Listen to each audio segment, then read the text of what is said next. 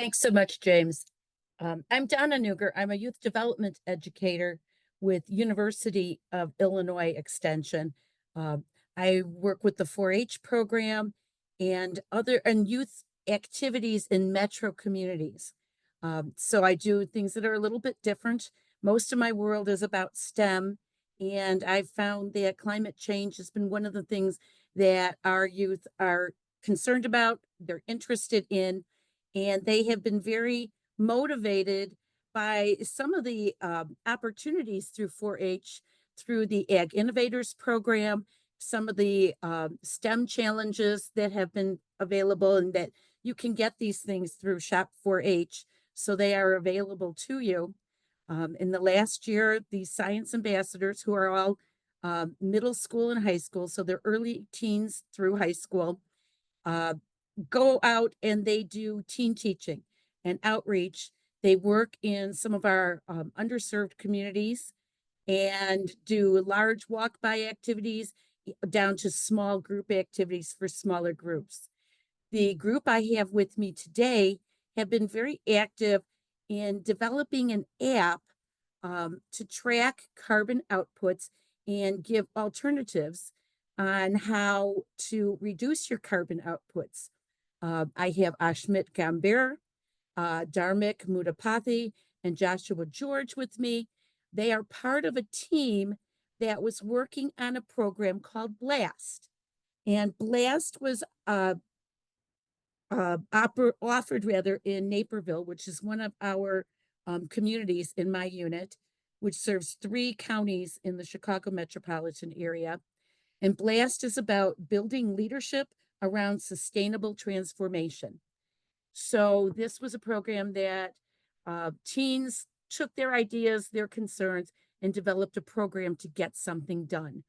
So these are 3 of the guys. They're my coding experts because you need that coding for it. And then I have another larger group of youth who also did a lot of research to get the information that they needed to use to put it into the app. So at this point, I'm going to turn it over to my 4-H team, and they're going to take over and tell you a little bit about what they were doing, how they just got to that point, and about some of the coding that they've been teaching. So 4-H team, you can get in and do your thing. All right, so why did we start this project? So since all of us are soon to be computer science majors, we wanted to have an app that has practical solutions for day-to-day applications and for it to be easily accessible. So whether you have an iPhone or an Android, we want it to be on the Apple and Google Play Store. So we specifically, since all of us are environmental activists, we wanted to have an app that promotes sustainability. So the 3 topics that we dove into are carbon emissions, water conservation, and food waste. So later on in this presentation, we're going to get into the specifics of why we wanted to dive into these 3 topics, and also, of course, give our how we implemented these solutions into our app and the functions of the app. And we wanted to influence an app that influences the long-term generation. So since climate change is an existing problem that we have, and we needed to promote sustainability. Yeah, so here's our timeline of our project. As you can see, we started our first team meeting, and that was back in, I think, January of 2024. And like Ms. Nuger mentioned before, we're actually 3 out of 8 people that joined in on this project. And from there, we actually broke off into a different research group. One was carbon emissions, one was food waste, and also water conservation. And from there, we actually received a grant from Apple. They provided us with iPads to actually start on the coding processes for this project. And after that, we developed a prototype on Figma, this application where we can kind of just outline our program without actually starting on the coding. So we actually started on Figma first before presenting at Blast. And I know Ms. Nuger touched upon that, but we were there in hopes of receiving funding for our app. So yeah, that was at Blast. And then right now we're actually educating the other people in our group on the basics of Swift so we can actually start on programming. And our goal eventually is to get this published and available on the App Store. So yeah, on to our first topic, carbon emissions. I just have some stats on the screen right now. And as you can see, the average US passenger car emits about 2.7 metric tons of CO2 per year. So our goal is to try to, get that number down. And we can see that food transportation is responsible for 19% of all carbon emissions.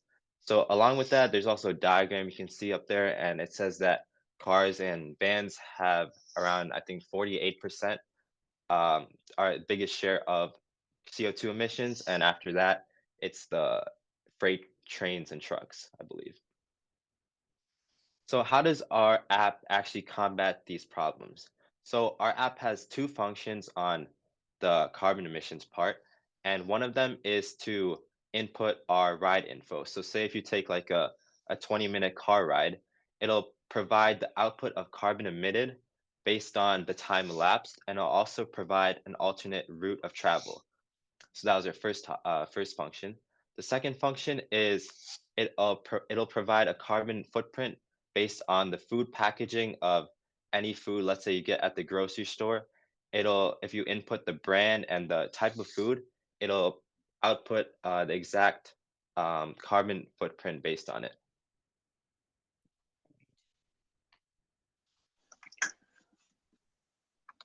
The second component of our app is water conservation. And so, what is water conservation? Water conservation is using water efficiently and effectively to prevent using water unnecessarily. And so, one of the main problem that stems from this is that freshwater resources are limited. And so, we want to combat that by having healthy habits, and we want to promote that by using it as features in our app. And so as you can see in the pie chart, about 20% of the water that we use comes from toilets, showers, faucets, clothes and washer, and many of these things are in our own household. And so we believe that with our functions, we will be able to combat this usage with our two functions. And so our two functions are meaningful reminders and providing a personalized list for the user. And so the first one, the meaningful reminders.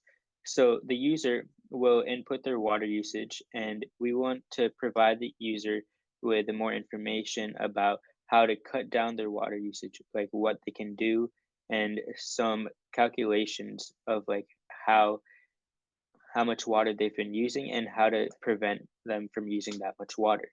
And so our second one, providing a personalized list for the user. So we want to have personalized things for the user that they have inputted and based off of their needs. And so, for example, for me, one of the things that I would do is I've been using a water bucket at home to collect rain, and I've been just storing it in that bucket and using it for daily tasks such as like watering plants, cleaning outdoors, and flushing toilets. And I talked to my family about that, and we found it very beneficial and healthy for the environment because we're not using as much water and we're saving the water because we're collecting it from the rain. And so some other examples are mulch and compost, but the water bucket with the rain, that is what I found the most beneficial, and that was something that worked for me. And so we want to have something personalized like that, and we want to use that as a function in our app. All right, so for the final topic that we dove into is food waste. So these are some facts that I found really interesting about food waste. So I found that 1/3 of the world's food goes to waste. So as you can see and on the picture on the graphic on the bottom, it shows how 43% of homes is where our waste comes from. 40% comes from restaurants, groceries, and food service companies. 16% comes from farms, and 2% comes from manufacturers. So I just really wanted to have our app combat all these problems and have less food being wasted. So for our app function for food waste, we have three specific functions. So the first one is inputting food. So first the user inputs whatever food they bought and the expiration dates of those produce. So, and then as it gets closer to the date of expiration, the app is going to constantly send reminders on recently bought food. So it's going to give you a friendly reminder on when the item is going to be perished. And then for the second app function, with the expiration date being passed for the produce, the app is going to send specific recipes that you can make with the expired produce. So, such as, for example, bananas. When bananas are perished, the app would send a recipe of a banana bread that you could make.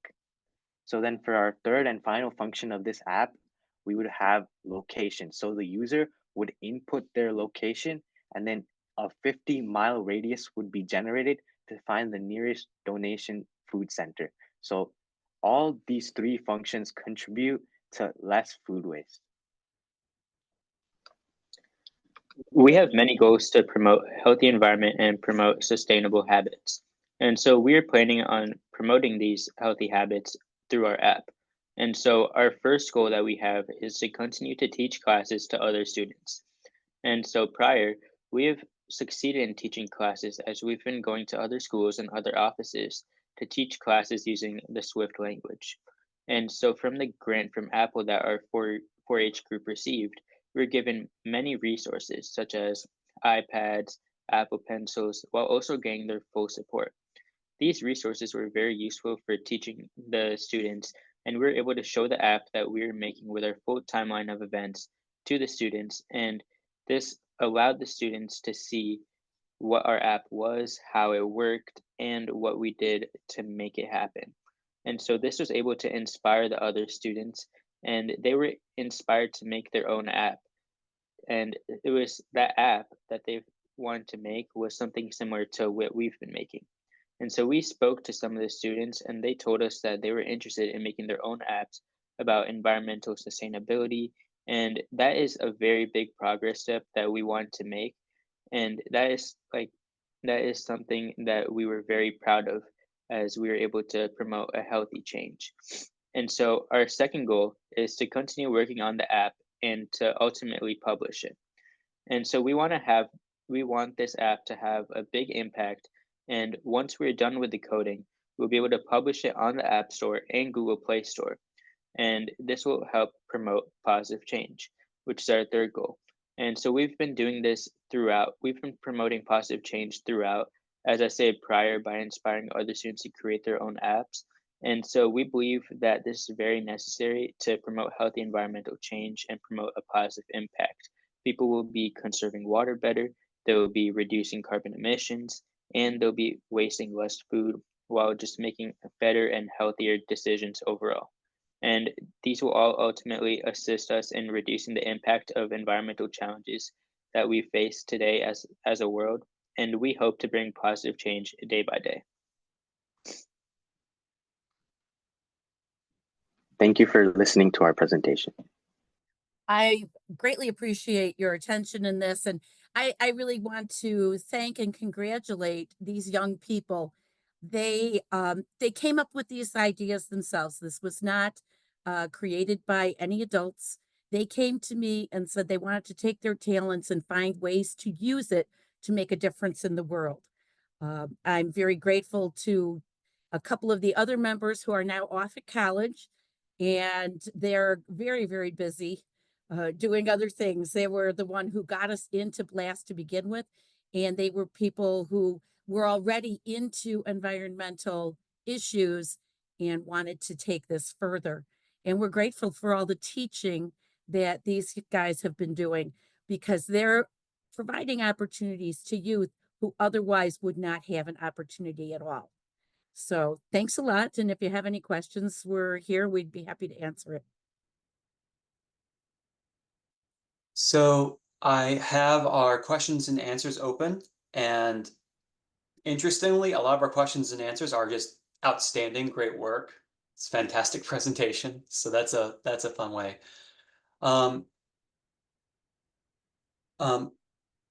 So a few kind of direct, oh, David has a question.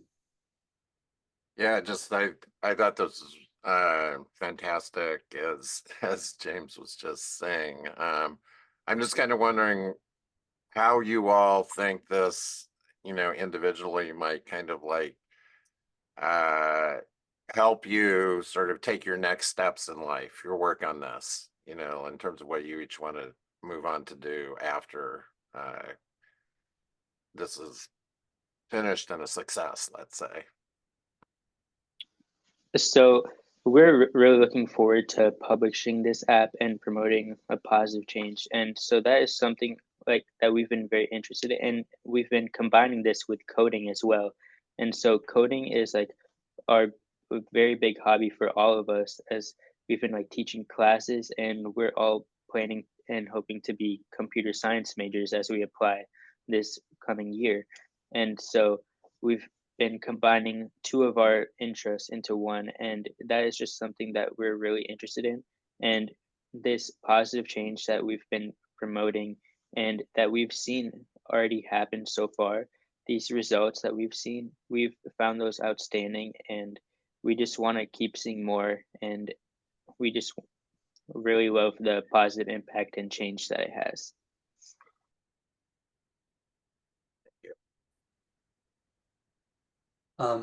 So we do have another question.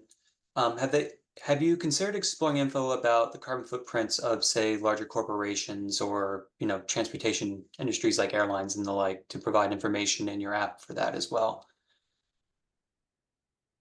I think Josh is talking, but he's muted.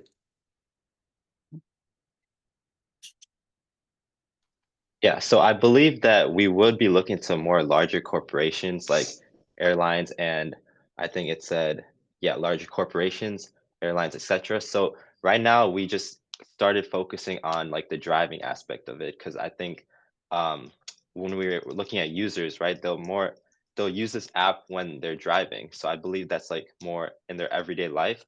We could incorporate something with airlines or even corporations, or maybe just put like an informational article about that. And then from my perspective, a thing that I would like to hear, a lot of our attendees in the meeting are practitioners similar to me or Donna. And from your perspective, what do you find has been one of the more helpful aspects, um, I guess, from like the extension or the 4-H system as you've gone along in this? A lot of us are trying to figure out how to best support the young people that we work with. And so if you have any specific thoughts on that, I would appreciate it, myself at least. Okay, so the 4-H organization really supports us really well, with especially Miss Nuger. She's been supporting us through all these different activities and giving us the resources that we need to better our app and even our activities that we do with teaching and everything else. So yeah, just supporting resources and um, yes, like with the iPads, we wouldn't have been able to do all this Swift coding without the Apple grant that we got. So just like putting our support, putting your support to us will just drive us exponentially.